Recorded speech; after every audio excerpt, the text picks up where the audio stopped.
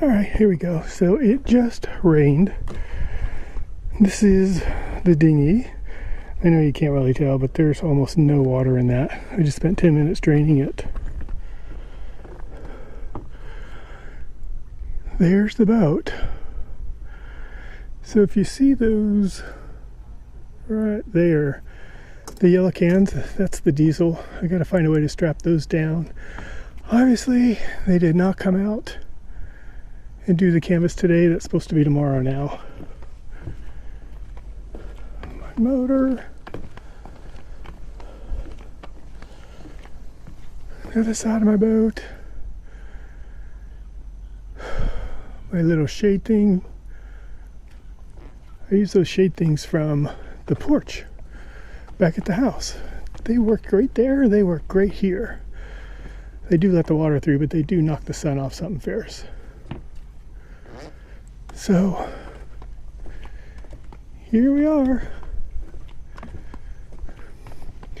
I do like this Wellington 44. Oh my gosh, this is a beautiful boat. Cutter rigged, center cockpit. This arch is just enormous and it looks gorgeous. He just had those square things put up there on the top. I'm assuming it's going to be for solar. I love that box. So much room on this thing.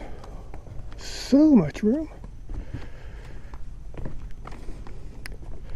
Now, a friend of mine from Visa been trying to talk her into buying a boat so she could live on it, because something like this trawler right here, holy crap, it'd cost as much as a starter house, but she takes good care of it.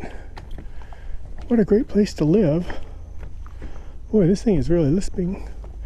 Great place to live, and she can move around, and when she gets ready to sell it, she can get a good price for it. This green catch here is pretty nice too. Center cockpit again. Tons of storage on center cockpits. All right, so this is the building for the marina. Not much to it. A couple of picnic tables. It's really low budget. Very low budget. Take you into the TV room here.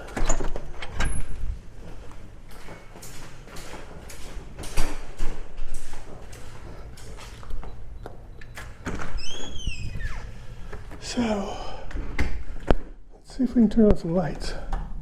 Yeah, this is the TV room. It's a little tiny TV. Couch, windows. I don't know what the hell that is. A couple of chairs, some videos, microwave and a toaster oven, I guess. Some books and a coffee pot. This is really, here's the brand new showers. 3 stalls, 2 for sit down, a urinal, 2 sinks. This sink has been broke twice already. I guess that's a little dressing room. No lockers.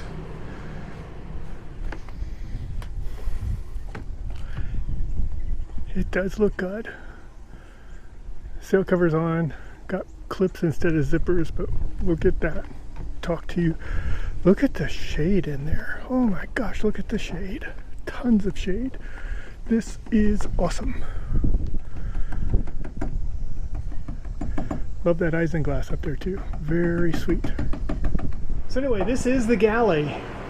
Wanted to get this little part of it done and then walk upstairs to the cockpit real quick before I put out the next video. So as you can see, I have a nice little stove with my onions on top. That's a bag here of avocados, and they're just not ripening. So yesterday I bought some peaches to put in there. My water purifier, a couple of jugs of water back there.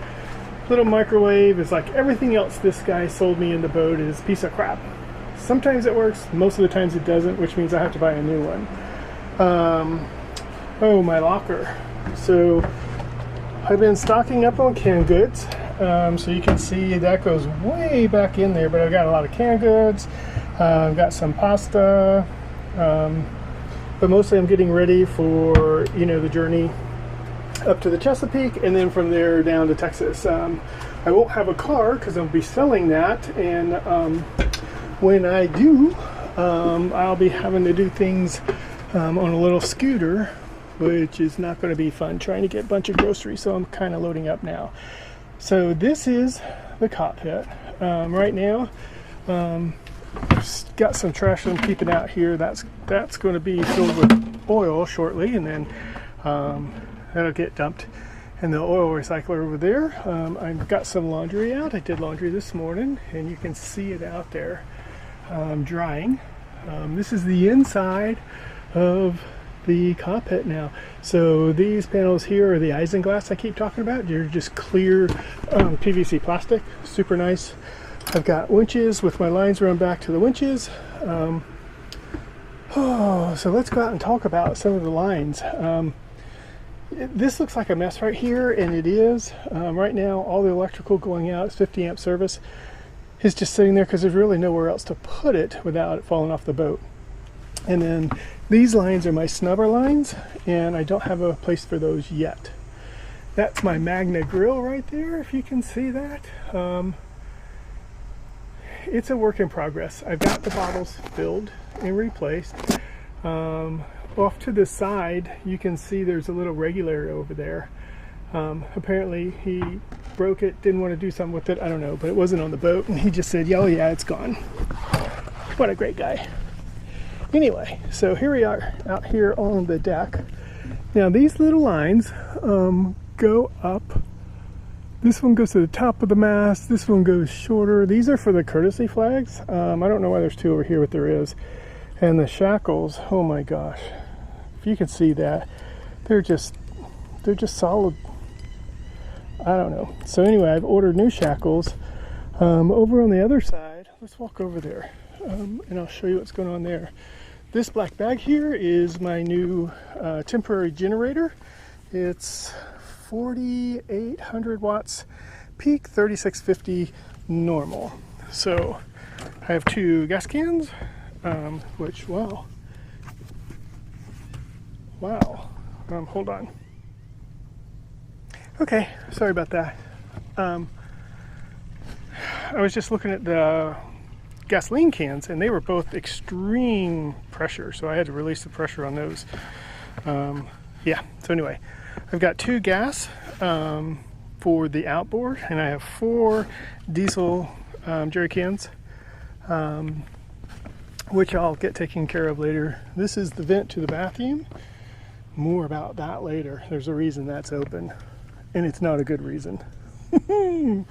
So anyway, this is the other courtesy line. This is the one I replaced today.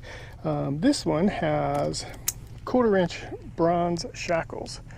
So these things, while they're really good, they're also super expensive. These were $16 a piece, 17 with tax, so not great. And this rope is just nylon double braided rope, 71 cents a foot. Yeah, not doing that anymore. So anyway, well, yeah, I'll get that fixed. There is the old, and that PVC that you see there is the old filling for the lazy jack, which goes in the new sail cover. So I built new ones out of this PVC. I just haven't had time to get in there and do it yet.